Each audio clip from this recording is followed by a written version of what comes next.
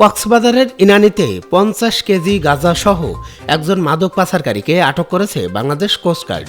২৯ April ২০২৬ তারিখ বুধবার দুপুরে কোস্টগার্ড মিডিয়া কর্মকর্তা লেফটেন্যান্ট কমান্ডার সাব্বির আলম সুজন এ তথ্য নিশ্চিত করেছেন।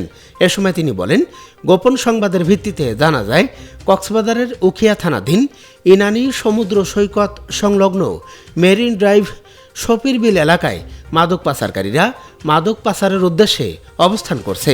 প্রাপ্ত তথ্যের ভিত্তিতে গত ২৮ এপ্রিল ২০২৬ তারিখ মঙ্গলবার মধ্যরাত ১টায় কোস্টগার্ড স্টেশন ইনানী কর্তৃক উক্ত এলাকায় একটি বিশেষ অভিযান পরিচালনা করা হয়।